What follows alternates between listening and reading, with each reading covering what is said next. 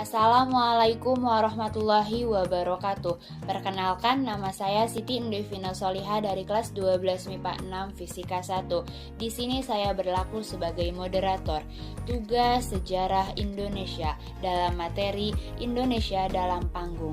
Sebelumnya, saya akan memperkenalkan anggota kelompok. Yang pertama, Rafli Derianto Wahyudi, Sabili Rizky Mubarok, Safin Natun Najahsana, Salsa Bila Zain An-Nisah, Siti Endevina Solihah, dan Zafira Atira Yaski.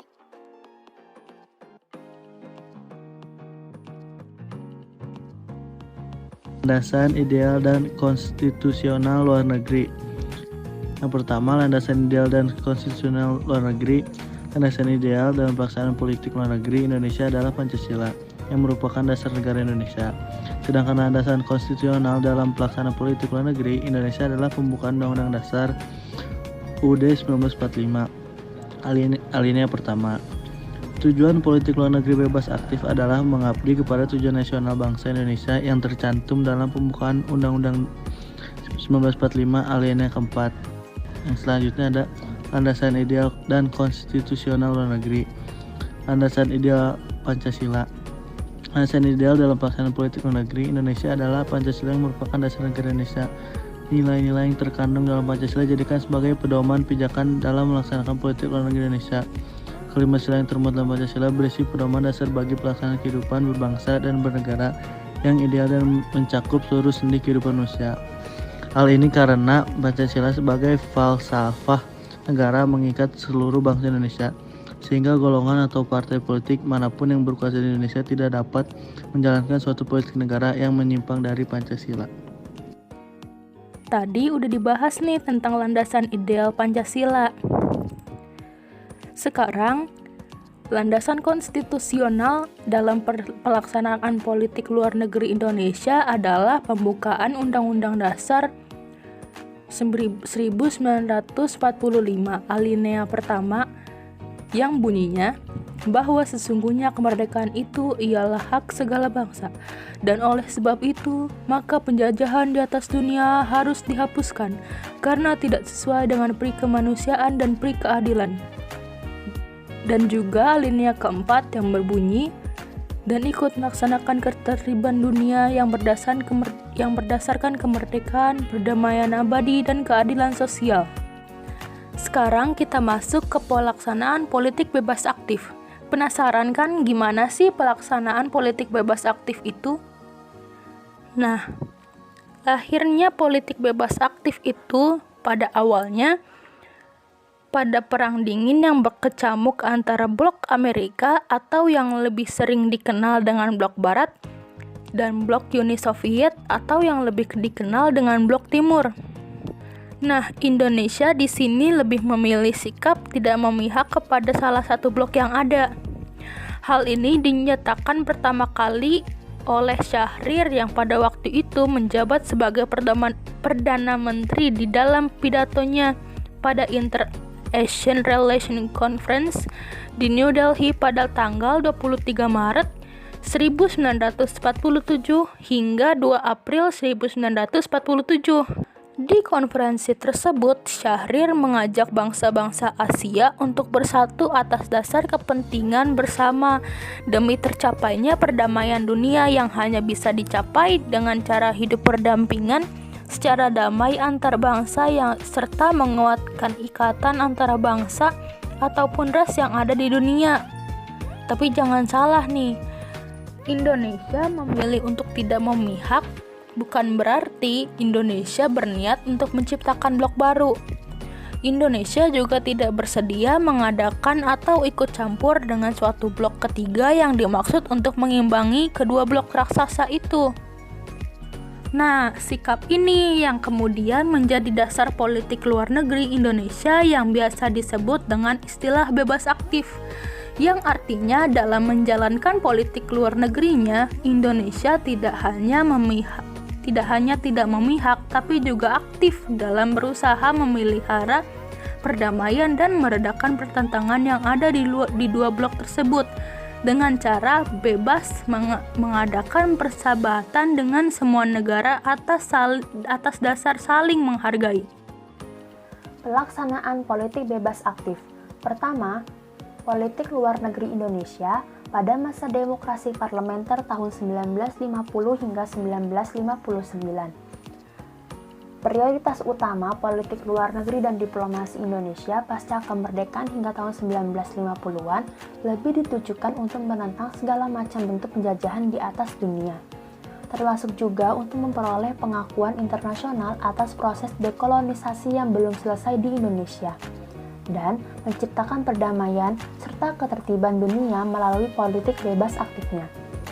Sejak pertengahan tahun 1950-an, Indonesia telah memprakarsai dan mengambil sejumlah kebijakan luar negeri yang sangat penting dan monumental, seperti Konferensi Asia Afrika di Bandung pada tahun 1955. Salah satu implementasinya adalah keikutsertaan Indonesia dalam membentuk solidaritas bangsa-bangsa yang baru merdeka dalam forum gerakan non-blok atau Non-Alignment Movement. Kedua, politik luar negeri Indonesia pada masa Soekarno atau demokrasi terpimpin. Pada tahun 1959 hingga 1965, politik luar negeri Indonesia bersifat high profile, di mana diwarnai sikap anti-imperialisme yang tegas dan konfrontatif. Onward No Retreat merupakan kata-kata yang diucapkan beberapa pidato Pak Soekarno yang menunjukkan tekad revolusionernya demi membangun kekuatan dunia baru. Soekarno juga mendapat dukungan dari Nasakom, yaitu nasionalis, agama, dan komunis, di mana Soekarno juga memberikan peluang politik kepada PKI. Soekarno melancarkan politik luar negeri dengan gencar.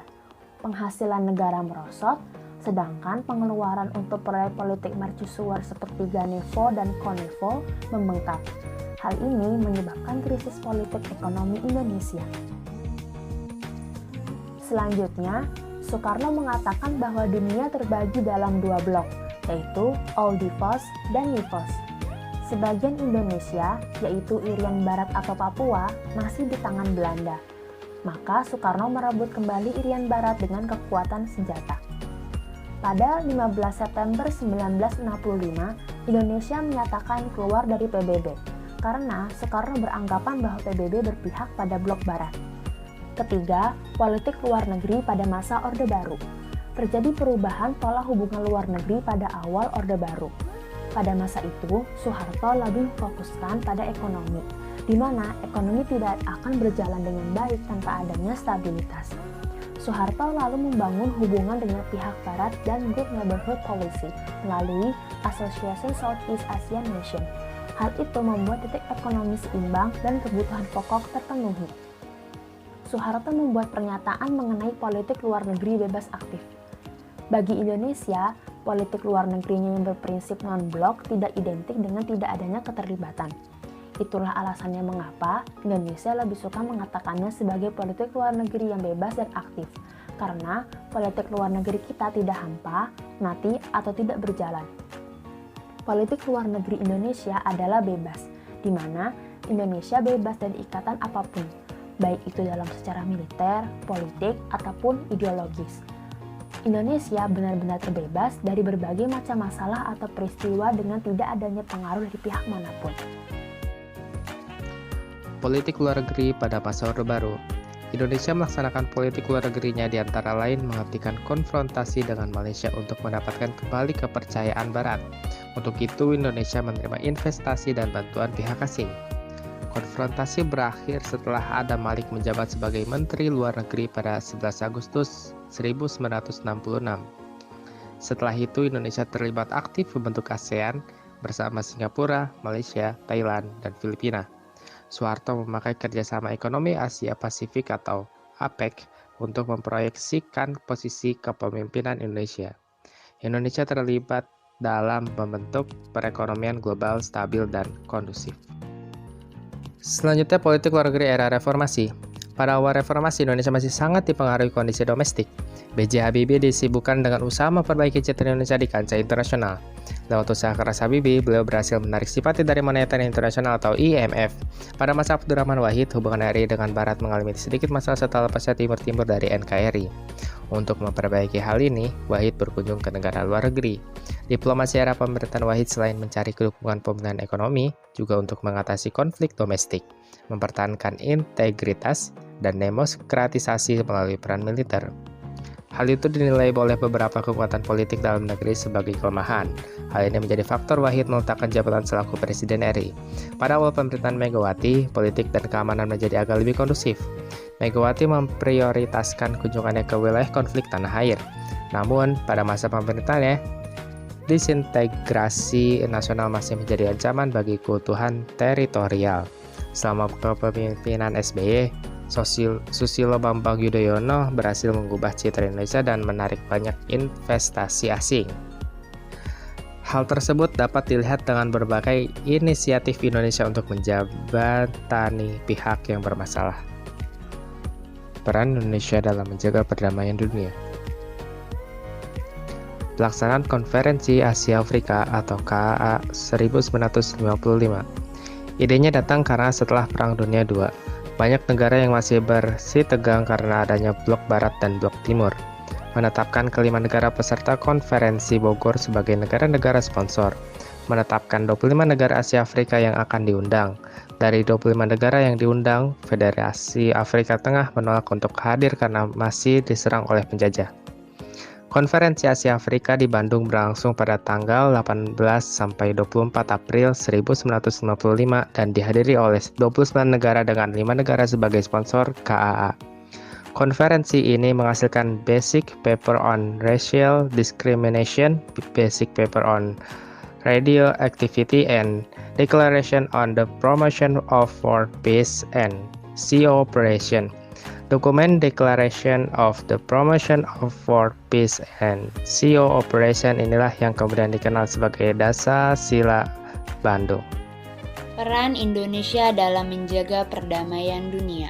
Setelah Perang Dunia Kedua, muncul dua kubu dari dua negara adidaya, Amerika dengan haluan liberal kapitalis dan Rusia dengan aliran sosial komunis. Banyak negara yang tidak ingin bergabung dalam dua aliran ini, akhirnya membuat gerakan non-blok.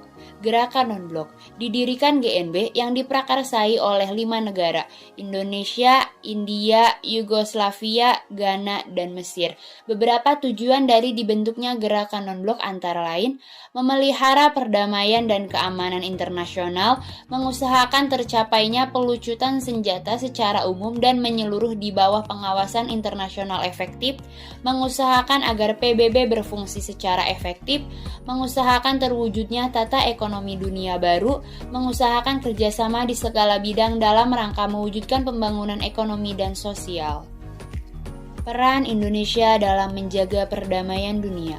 ASEAN dibentuk pada tanggal 8 Agustus 1967 di Bangkok, Thailand oleh 5 negara pendiri yaitu Indonesia, Malaysia, Filipina, Singapura, dan Thailand. Anggota-anggota ASEAN yaitu Indonesia, Malaysia, Singapura, Thailand, Filipina, Brunei Darussalam, Vietnam, Laos, Myanmar, dan Kamboja. Tujuan didirikannya ASEAN yaitu untuk mempercepat pertumbuhan ekonomi, kemajuan sosial, dan perkembangan kebudayaan di Asia Tenggara. Peran Indonesia dalam menjaga perdamaian dunia. Misi Garuda. Kontingen Garuda atau Pasukan Garuda. Pasukan ini terdiri dari Tentara Nasional Indonesia (TNI) yang ditugaskan sebagai pasukan perdamaian di negara lain. Ide awal munculnya pasukan ini karena adanya konflik di Timur Tengah pada 26 Juli 1956. Indonesia pun menyatakan kesediaannya untuk bergabung dalam UNEF. Indonesia telah mengirimkan misi Garuda sampai misi Garuda 26C2. Menurut data Kementerian Luar Negeri pada Senin 21 Maret 2016, Indonesia menjadi kontribusi terbesar ke-10 pasukan pemeliharaan perdamaian PBB dari 124 negara. Saat ini, pemerintah Indonesia telah menugaskan 2.843 personel TNI dan Polri yang bertugas di 10 misi pemeliharaan perdamaian PBB.